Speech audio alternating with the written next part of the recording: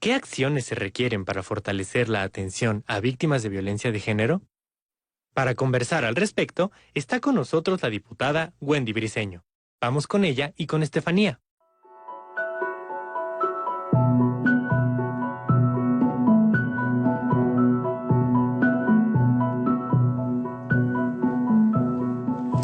Buenas noches, amigos, amigas y amigues, y como diría Gibran, enemigos y adversarios. Les doy la bienvenida a este espacio para hablar de buena fe, y hoy tenemos una gran invitada, la diputada Wendy Briceño de Hermosillo, Sonora. Es presidenta también de la Comisión de Igualdad de Género en la Cámara de Diputados y Diputadas. Buenas noches, Wendy. Buenas noches, gracias por la invitación, Estefanía. Un gusto estar contigo y con todo el público que nos acompaña. Muchas gracias por venir. Wendy, me gustaría que empezaras platicándonos un poco cómo ha sido que tú empezaste a participar en política y cómo estás hoy en la Cámara de Diputados en un espacio muy importante como lo es la Comisión de Igualdad de Género. Claro, mira, mi vida política electoral, por decirlo así, es más bien corta. Empecé por ahí de 2014 en Morena, empezamos pues trabajando, recordando pues que el partido justamente empieza en 2014, empezamos trabajando, haciendo los comités, trabajando en Hermosillo, en todas estas actividades partidistas para irlo consolidando en su estructura. Y en 2015 fui candidata a diputada local por Morena. O sea, que es fundadora. Pues soy fundadora, soy de las también de las primeras candidaturas, digamos, cuando estábamos como en otra condición, en otra situación distinta, que afortunadamente pues ya sabemos que ha crecido y que hay una gran simpatía. Pero entonces eso es lo que nos tocó en 2015, contendimos mujeres, hombres en todo el estado, así como en todo México, sobre todo buscando mantener el registro, particularmente en una entidad como Sonora. El norte pues tiene una historia particular en relación con los movimientos revolucionarios, pero también en relación con la izquierda. Algunos temas no son tan sencillos hacia la izquierda, y me parece que por eso lo que sucedió en 2018, donde yo fui candidata a diputada federal, que íbamos ahí con muchas mujeres y hombres en todo México, con el licenciado Andrés Manuel, bueno, pues fue una gran irrupción democrática. Entonces, eso fue lo que vimos en 2018, y bueno, a partir de ahí he estado participando como diputada federal, como presidenta de la Comisión de Igualdad de Género, y bueno, creo que hemos tenido avances importantes en esta legislatura de la paridad de género. Tú hablabas de que el norte es conservador y este movimiento de venir de construir Morena a consolidarse como un partido. Casualmente tú, siendo diputada de Hermosillo, pues presides una comisión que no es conservadora para nada, en la que se tocan temas como la legalización del aborto, cómo combatir la violencia de género y otras iniciativas que yo creo que llevan o encabezan la agenda de género que hoy está sobre la mesa y que hoy convoca a un movimiento muy grande como es el movimiento feminista. ¿Cómo llegaste tú a ser presidenta? Yo sé particularmente que porque tienes un bagaje muy interesante en estudios de género, pero ¿cómo se dio esta correlación de fuerzas para que fueras tú la presidenta? Porque no es tan fácil, siempre hay que hacer política, claro, ¿no? Claro, y es cierto, es decir, es interesante, y la verdad que sí es un reto por todo lo que implica en este momento, con toda la participación de muchas mujeres, de muchas jóvenes, el ser la presidenta de la Comisión de Igualdad de Género. Bueno, digamos que también esa sí no es tan nueva. Mi participación en los temas de las luchas de las mujeres, esa no es tan reciente como mi vida política electoral. Yo empiezo a participar pues hace más de 20 años, cuando era universitaria. Empezamos en la Universidad de Sonora, sobre todo pues a generar muchos diálogos, muchos movimientos, marchas, a participar en marchas también en Ciudad Juárez, por ejemplo. Finalmente, estados vecinos, nos preocupaba y reflexionábamos mucho sobre el tema de lo que estaba, bueno, sobre los asesinatos, sobre los feminicidios en Ciudad Juárez. Empezamos haciendo radio comunitaria. Cuando Marcela Lagarde era diputada, ¿no? En ese un tiempo. Poco después, Marcela Lagarde, yo estoy hablando de fines de los 90, ¿no? Okay. 2000, principios de los 2000. Empezamos también a hacer un programa de radio comunitaria llamado Sangre Violeta, y tocábamos en el programa además tópicos atravesado por la mirada de género. Eso ya después me lleva o me trae aquí a la Ciudad de México a hacer una maestría en estudios de género en el Colegio de México, ¿no? Entonces, de alguna manera, pues es algo que me atraviesa desde hace muchos años. Cuando llego al tema público, al tema político, pues mi reflexión es desde ahí, ¿no? Entonces yo busco ser presidenta, Morena preside pues arriba de 20 comisiones en la Cámara, y en ese sentido pues yo me propongo, y la verdad es que hay una elección democrática de la bancada, ¿no? Así es como se eligieron las presidencias de la bancada, y pues con el voto mayoritario de mi bancada. Me parece muy interesante porque justo un perfil como el tuyo es entre la militancia, de venir impulsando esta agenda, y técnico también, porque le has centrado este tema de estudiar, como bien decías, la maestría. Y sí creo que hace falta normalmente en estos temas esta combinación de las dos, porque luego el técnico o el perfil técnico se queda sin saber lo que pasa en la calle y viceversa. Entonces yo creo que eso ha ido apuntalando a caminar en una agenda mucho más rápida, porque creo que han caminado los temas de género mucho más rápidos. Antes de empezar con ese tema de la agenda legislativa con perspectiva de género, quisiera que me contaras, tú que vienes de la lucha desde hace más de 20 años, ¿cómo ha ido o cómo ha sido para ti este cambio donde el movimiento feminista es casi hegemónico y que inunda estas alamedas que pensamos que nunca iba a pasar? Y sobre todo desde donde vienes tú, ¿cómo lo sientes? ¿Qué piensas ahora? Bueno, a mí me han preguntado, por ejemplo, que de lo que he visto, qué pienso, ¿no? A partir de esta irrupción, así como lo que tú me estás comentando. La verdad es que digo que me han gustado muchas cosas de todo lo que he visto, de esta irrupción de muchas mujeres. Yo repito bastante también que mi primera militancia, por congruencia, por conciencia, es la feminista, ¿no? Esa es mi primera, finalmente es mi primera militancia en la vida, la de la causa de las mujeres, como una causa transformadora. Entonces, pues claro que ver como esta irrupción, esta salida de tantas mujeres de muchas edades, pero particularmente de las mujeres jóvenes, sí. La verdad es que me gusta mucho. Esta salida que además, diría Judith Butler leyéndola, también es como esta cosa de entender nuestra ciudadanía, de afianzarla, de reafirmarla, que no es cosa fácil, porque las mujeres siempre estamos en cuestionamiento, estamos en un constante cuestionamiento y en un constante ataque muchas veces. Podría parecer para algunos exagerado, pero no. De nuestra integridad, de nuestra participación, de nuestra militancia, de una serie de cosas, de cómo combinar lo privado con lo público, del cuestionamiento de las malas madres. ¿Sí me explico? Entonces, sí, claro, es una constante. Entonces, el reafirmarnos y salir, no solamente desde el ser individual, sino que al salir juntas, salimos también en un colectivo. Claro. Y eso también nos reafirma, y creo que las marchas, las salidas, las irrupciones, tienen que ver con eso también, que nos estamos en ese compromiso de ir juntas, de gritar ni una más, de exigir justicia, pues me parece que es toda esa reafirmación. Entonces cuando lo veo, pues me parece, la verdad, a mí me ha conmovido muchísimo. No, me imagino, considerándote pionera de este gran movimiento, ¿cómo ves tú que hoy una de las grandes banderas del movimiento se ha aglutinado alrededor del pañuelo verde? Ha cambiado eso. Yo recuerdo las marchas del 2016, es como el morado siempre, y luego en el 17, 18 ya empezó a haber verde por todos lados y ya teníamos una consigna y una insignia para hablar de esto. ¿Tú cómo lo sientes y cómo se ha traducido en el espacio que ocupas político hoy? Bueno, yo creo que eso es muy interesante porque es un tránsito más allá del miedo. O sea, más allá del miedo ¿a qué? A que te juzguen por usar el pañuelo verde, y lo que significa que cada vez más gente lo entiende y entiende de qué hablamos cuando el famoso pañuelo verde que hay quien ha denostado por ahí. Pero es interesante porque es parte de esta misma dinámica y de que el tema esté presente, sonando en la opinión pública, que se meta a las discusiones de las familias, que se meta a las discusiones en las aulas, en los trabajos. Entonces creo que vamos de gana en ese sentido. No es sencillo, porque al tema de la despenalización del aborto, a todo lo que tiene que ver con el derecho a decidir de las mujeres, siempre habrá cargas negativas de un sector. Lili Telles, por ejemplo, ¿no? Por ejemplo, como una representación, que por cierto también es de mi tierra a propósito, ¿no?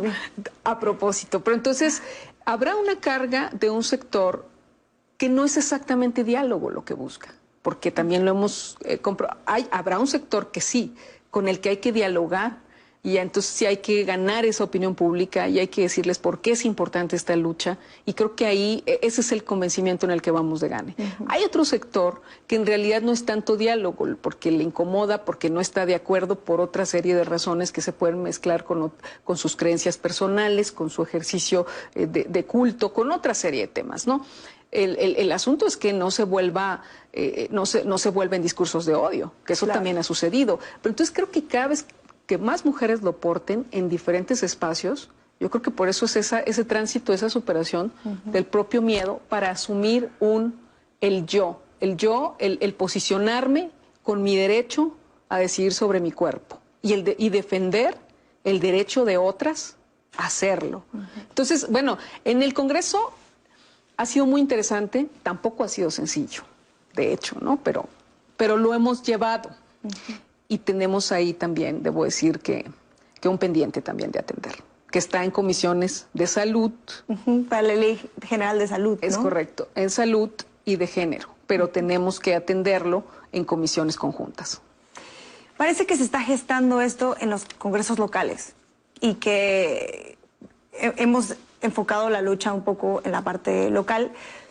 Y más allá de la agenda de aborto, que creo que sí tendría que pasar por un ejercicio local también. Por supuesto. ¿Qué es lo que está pasando en la agenda legislativa hoy que tiene que ver con temas de género, con igualdad, con respetar los derechos de las mujeres, que no es precisamente como tú bien decías? Yo creo que, y si me permites también de paso preguntarte, tú decías que portar el pañuelo es algo individual también, ¿no? Que representa, esta es la causa en la que yo creo y el derecho por el que lucho. Individual e identitario. Identitario, por supuesto. ¿Crees que hay dinero también en este cabildeo de grandes empresas antiderechos? En las de antiderechos, sí. En nuestra causa, no. Sí, bueno. Pero hay que decirlo, porque lo repiten tanto, entonces habrá quien por ahí piensa que, o llega a creerlo. Creo que son las cosas que también tenemos que aclarar. En las de antiderechos, sí. Sí, y se ve en la manera en la que se articulan y que se desplazan. En la nuestra, no. Es una causa auténtica, ciudadana, de mujeres en diferentes espacios, en diferentes estratos. De autogestión, ¿no? Que se va dando así sin... Exactamente. ¿Y qué más hay en la agenda de género que no está particularmente pendiente y que ha sido para ti fue difícil empujarlo, pero pues logramos sacarlo porque somos de izquierda y porque somos mayoría? Bueno, sí, y histórico, por ejemplo, pues todas las reformas en materia de paridad, porque se había avanzado con medidas afirmativas, las denominadas cuotas, ¿no? Los porcentajes. En 2014 hubo una reforma importante también para la paridad. Sin embargo, esta reforma a 9 artículos nos habla de una paridad para todos los poderes, para los 3 poderes de la Unión. En algunos casos tendrá que ser gradual por el tipo de convocatorias, ¿no? En el Poder Judicial y demás, que duran una cantidad de años. Sí, pero cuando emites una convocatoria, ahora tendrás que priorizar mujeres. Entonces, me parece que esa reforma es de las más importantes. Violencia política de género también. Violencia política de género. ¿Y por qué es importante? Porque además de que cierra la pinza con la llegada de más mujeres, ¿no? Que tiene que ver con la paridad, cierra la pinza al proteger o al dejar muy clara la protección de los derechos, al crear un tipo penal, es un delito la violencia política contra las mujeres en razón de género, pero además porque había una serie de legislaturas anteriores que lo habían tratado de sacar y no lo habían sacado. ¿Por qué no lo habían sacado? Bueno, yo creo que las diputadas sí tenían como ganas y compromiso, muchas, diversas, pero la realidad es que se había impuesto el patriarcado. La realidad es que le habían sacado la vuelta, la realidad es que lo mandaban a congeladoras, esa es la realidad también, y también hay que decirlo, y logramos sacarlo, lo votamos, lo sacamos pues en conjunto con el Senado, y bueno, pues ahora ya está plasmado en la ley, en las leyes. ¿Qué más hemos votado? Hemos votado y hemos hablado de temas que no se habían hablado antes, por ejemplo, violencia obstétrica. La violencia obstétrica, que es un tema que vivimos las mujeres, particularmente las mujeres, en un tiempo de parto, de gestación, pero que precisamente no se hablaba porque pues, los hombres no hablaban del tema. Entonces, cuando nosotras llegamos y dijimos, oigan, vamos a sacar violencia obstétrica, algunos sí nos dijeron, bueno, ¿y eso qué es? Entonces, bueno, es también como, ¿no? Claro. Pero lo avanzamos, está en el Senado para su votación. Hemos avanzado también con violencia mediática, simbólica, que es igual, es un poco como el ir ganando espacios de diálogo y dejar de normalizar la violencia. Estamos trabajando lo de Ley Olimpia, que se ha conocido como Ley Olimpia o violencia digital, para ya en breve sacar, nosotras lo mandamos al Senado, el Senado regresa con algunas adecuaciones que me parecen pertinentes y que estamos ahora por discutir con la Comisión de Justicia. Esas reformas, el tema del el derecho al cuidado, por ejemplo, sistema de cuidados que además nos coloca como un país a la vanguardia en ese fundamental, tema. yo creo que ese es un Para poder cerrar otras brechas, además, el tema del derecho al cuidado y la creación de un sistema de cuidados que sale de la Cámara de Diputados, además, que algunas legisladoras y legisladoras lo propusimos, y que está en el Senado, me parece que es una reforma muy importante. Yo creo que sí. Gracias por seguir con nosotras. Estamos aquí platicando en ausencia del compañero Gibran. Wendy, platicábamos sobre esta iniciativa tan importante que es sobre la tarea de los cuidados, de la remuneración de los cuidados, que parece que las mujeres somos obligadas siempre, de entrada, a que nos toca cuidar adultos mayores, padres, hijos y tal.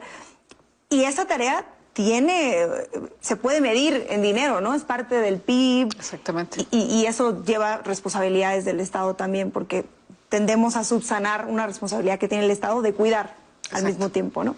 Exactamente. Sí, ¿y por qué es tan importante? Por lo que tú dices, se ha normalizado que seamos las mujeres, ¿no? Las cuidadoras por excelencia. Se ha normalizado desde hace siglos.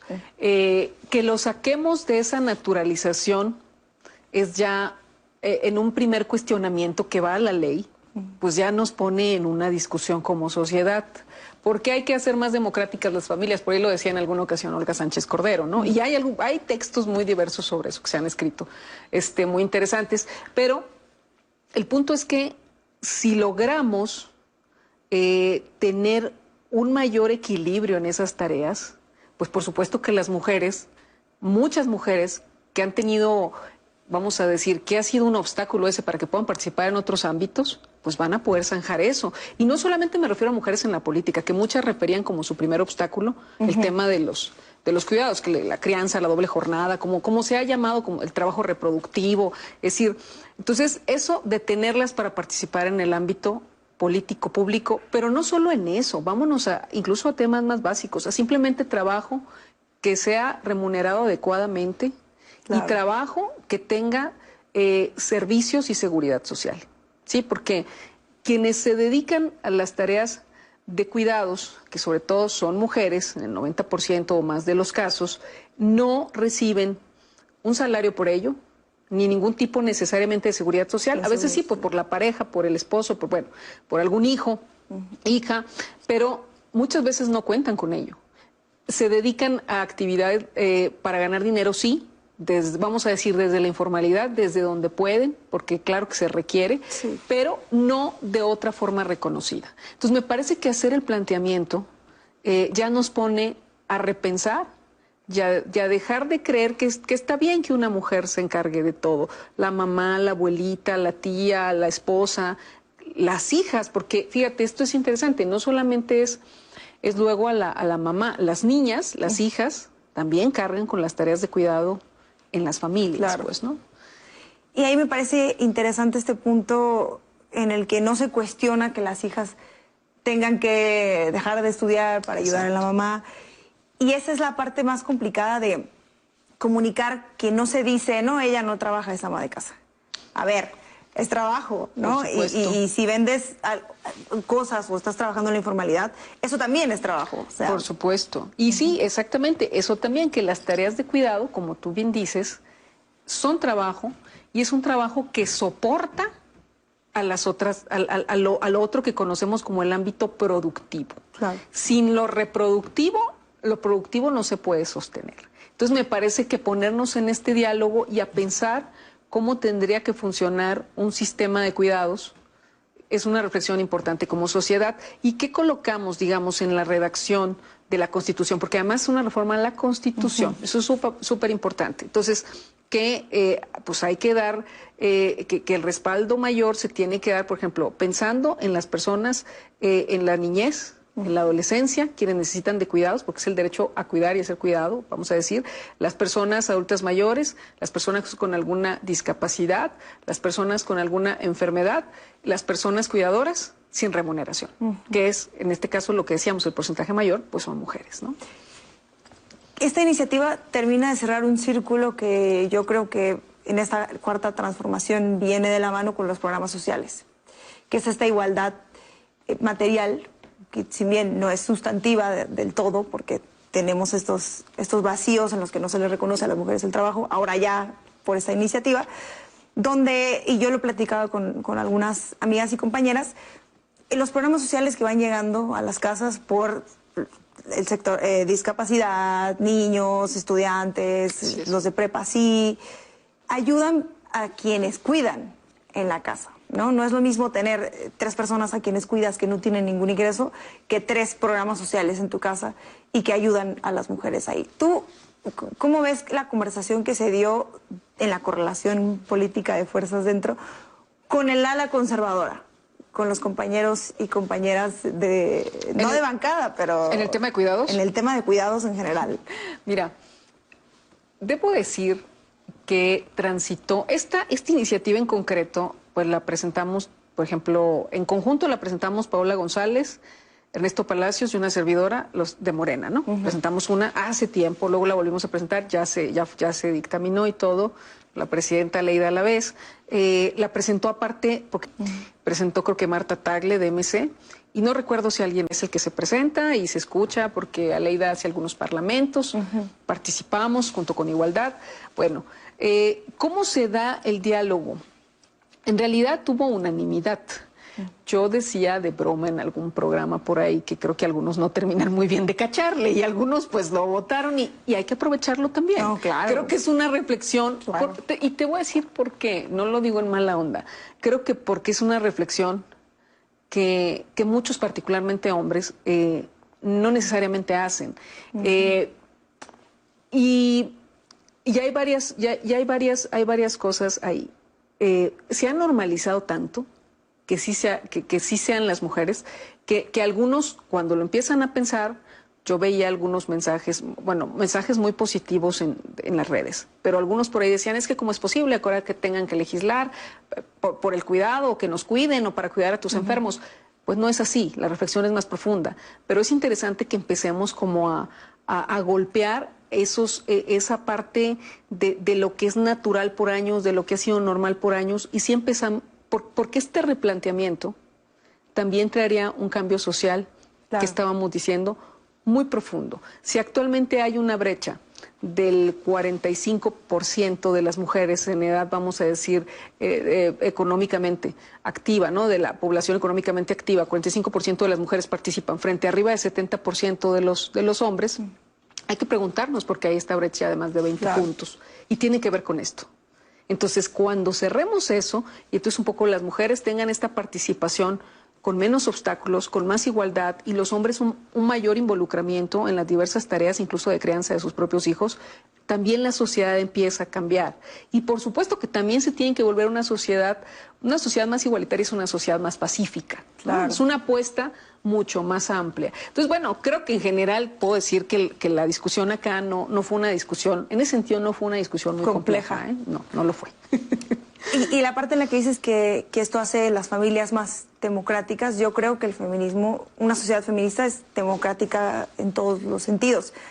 Y una de las campañas para reducir la violencia física en el hogar ha sido involucrar a los hombres en la participación de estas tareas que luego ven que es como ayuda, yo te ayudo, pero también es su obligación y su responsabilidad.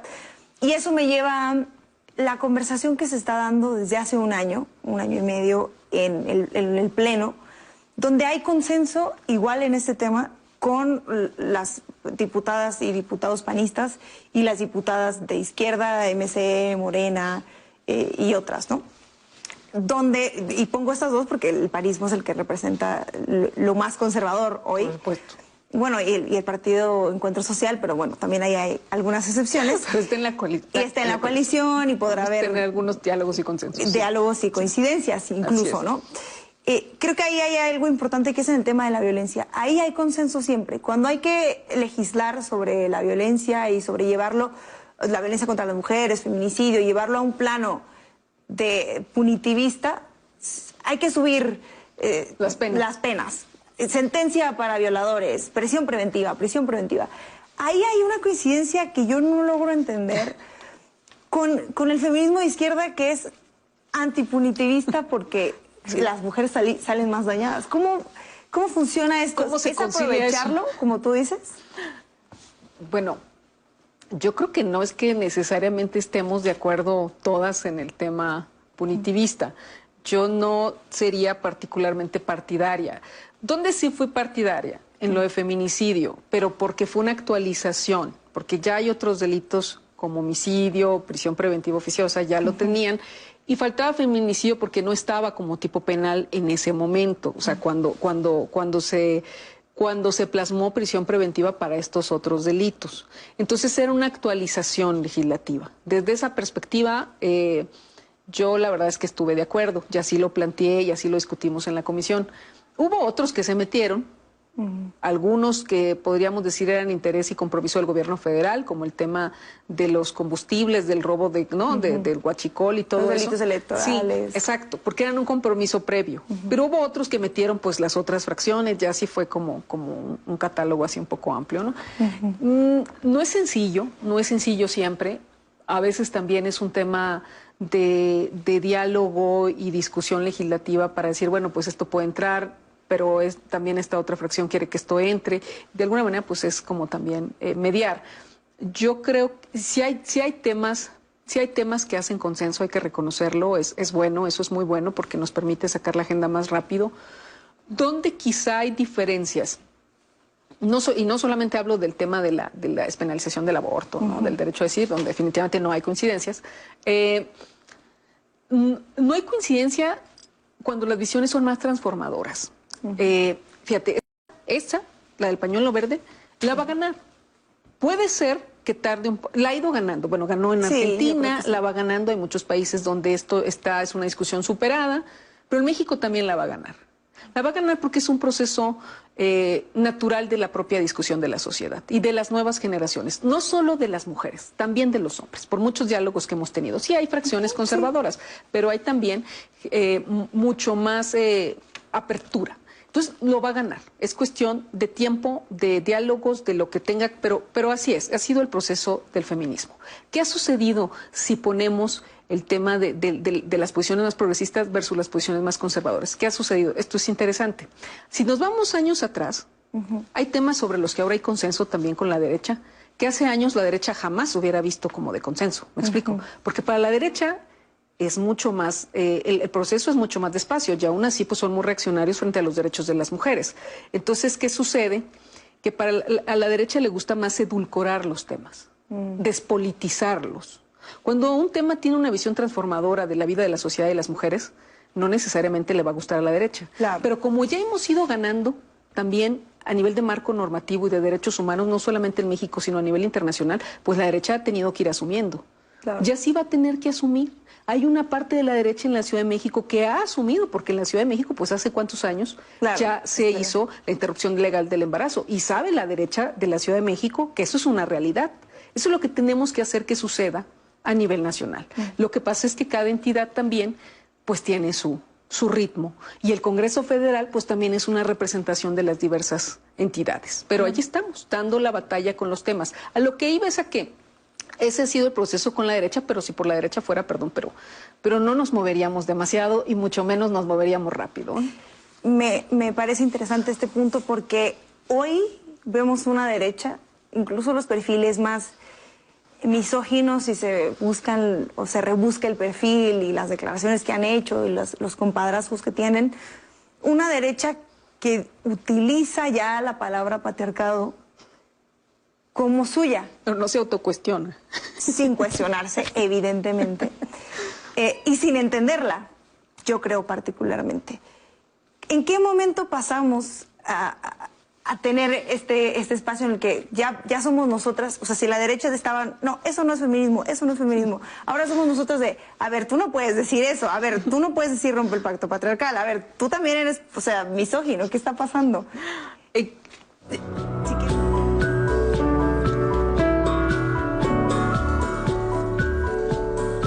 Muchas gracias por seguir con nosotras y pues seguimos conversando de buena fe con la diputada Wendy.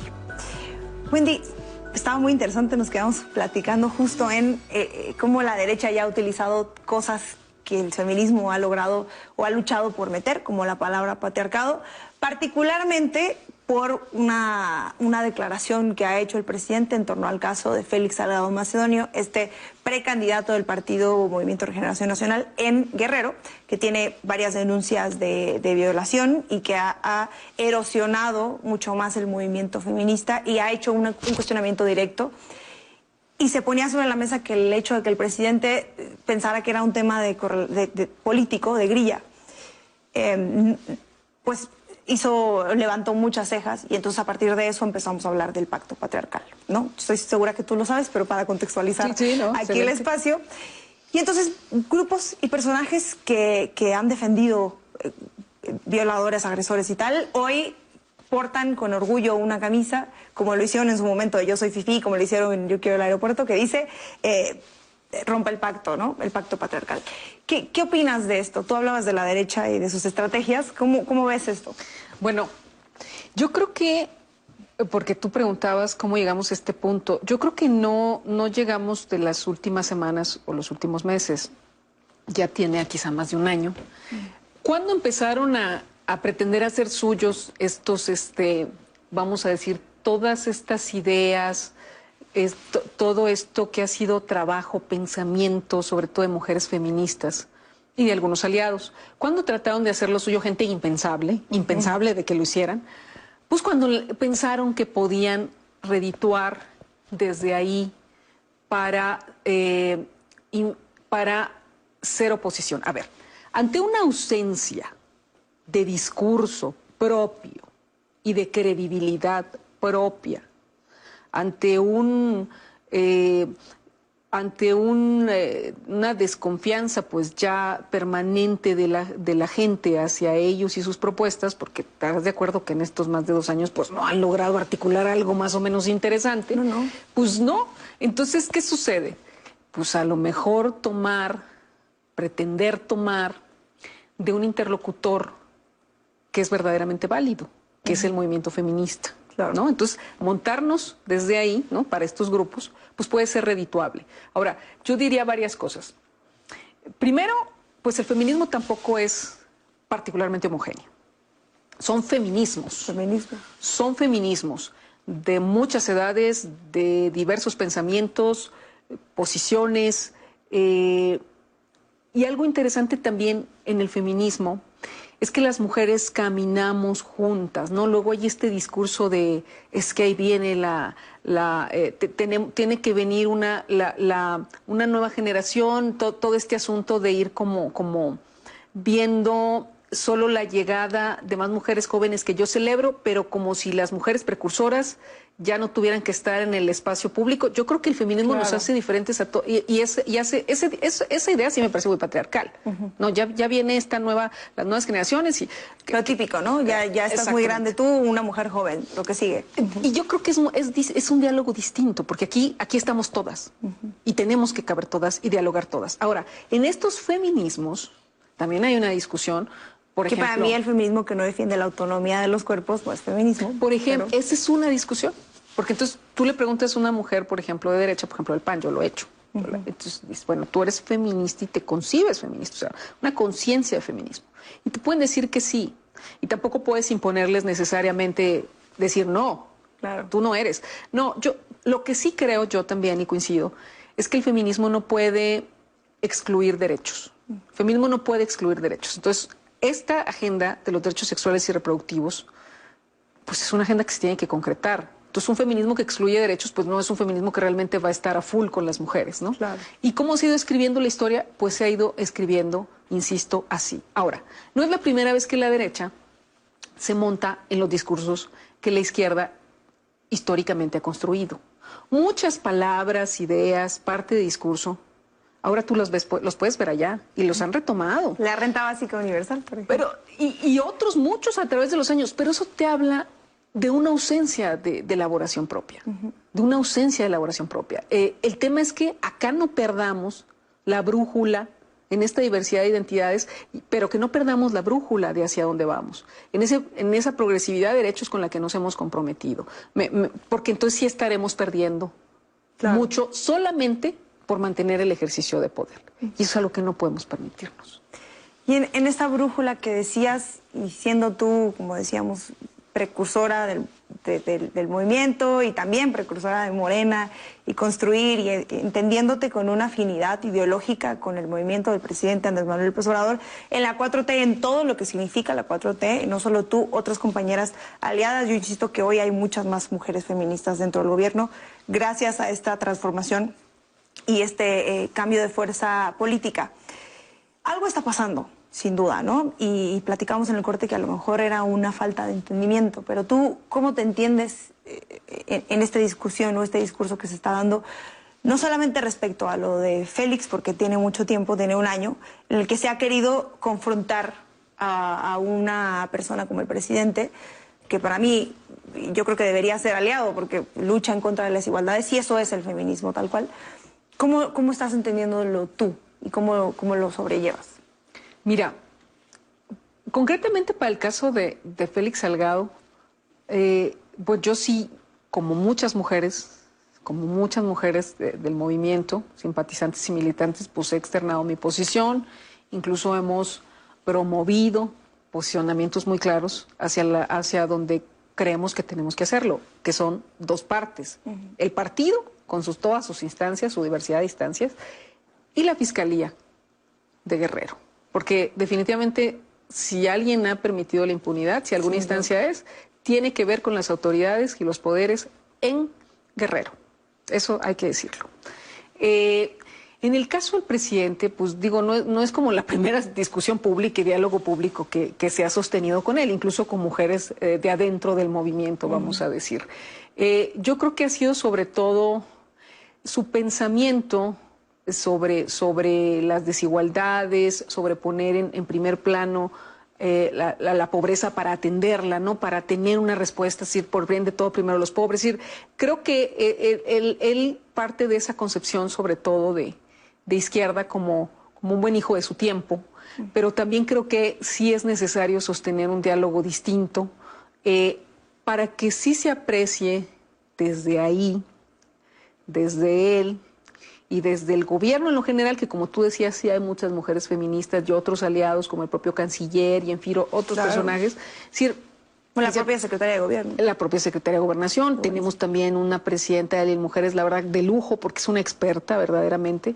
No es una invitada más, pues, del gobierno, que es una experta. Sí, Nadine Gassmann estuvo aquí con nosotros. Exactamente. Entonces creo que eso es algo que hay que aprovechar y potenciar. Claro. Entonces creo yo que sí se tiene que atravesar. Es decir, creo que lo que sí hace falta es que atravesemos más la conciencia de género ahí. Es decir, no aplican igual ni caminan igual las desigualdades y las violencias. Sí es cierto, los hombres viven violencia. Es verdad, hay homicidios. Es verdad, ocurren una serie de violencias y discriminaciones diversas, pero las mujeres lo vivimos distinto y está atravesado por esto mismo que decíamos, el temor a desplazarnos en muchos espacios y en ciertos momentos, el hecho de que te desaparezcan, de que desaparezcan a una mujer cercana a ti, los feminicidios, esta brecha laboral de la que hablábamos hace un momento, esta normalización de los cuidados, esta normalización de que no participes en igualdad de circunstancias en el espacio público. Podemos dialogar muchísimo de las diversas desigualdades que vivimos por ser mujeres. Y que hoy vimos mucho más transparente en la pandemia, ¿no? Exactamente, además con la pandemia. Entonces sí creo que ahí necesitamos reforzar eso. Creo que ayudamos más con la crítica y la autocrítica, pero sí yo llamaría aquí también a quienes nos ven, particularmente a las mujeres que nos ven, tampoco es caer en el discurso de la derecha. Claro. De verdad, cuando se tiende hacia el conservadurismo, las primeras afectadas somos nosotras. ¿Sí? Somos nosotras. Entonces sí creo que también creo que el diálogo hay que hacerlo saliendo de ahí y no comprando espejitos que ellos puedan querer vendernos, porque históricamente pues no han sido nuestros aliados. Muchas mujeres han logrado avanzar ahí, las reconozco, del PRI, del PAN, de los partidos donde hayan estado, se han avanzado a contracorriente. Claro, sin duda. Y aquí hay algo interesante, que es la parte donde quieren despolitizar estas luchas muy constantemente, y hoy ya estamos en un punto, tú y yo que militamos lo sabemos, no sé, parece que en México no se puede militar y ser feminista. En Argentina la mayoría de las feministas militan en algún partido, en España se milita en partidos y no pasa absolutamente nada. Y aquí han querido despolitizarlo. No, esto no participes en política porque entonces ya no eres activista, ya no eres feminista. A ver, hay que romper desde adentro y desde la participación de los partidos.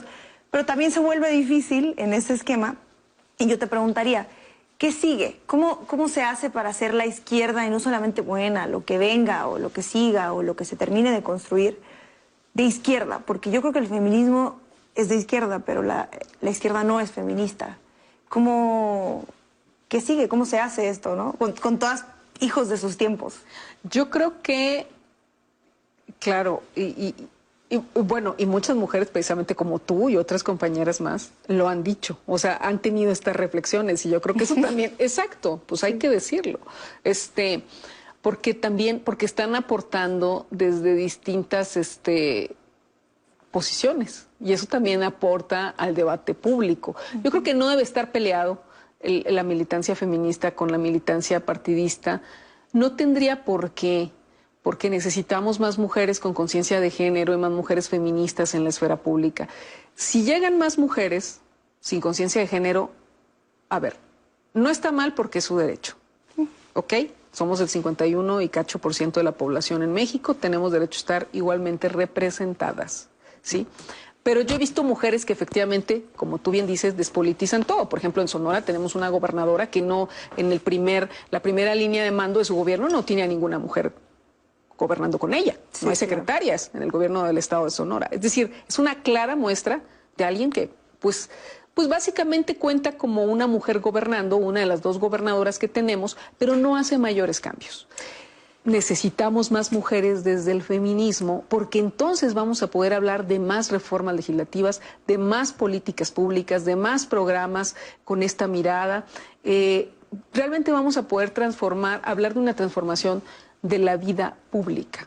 A mí me parece que esa es la apuesta final, no solamente ocupar los cargos. Sí. Pues muchas gracias por habernos acompañado. Se nos acabó el tiempo, que se sintió muy cortito, pero esta es tu casa y ojalá podamos seguir platicando. Estoy segura de que este tema no se agota. Muchas gracias por habernos acompañado.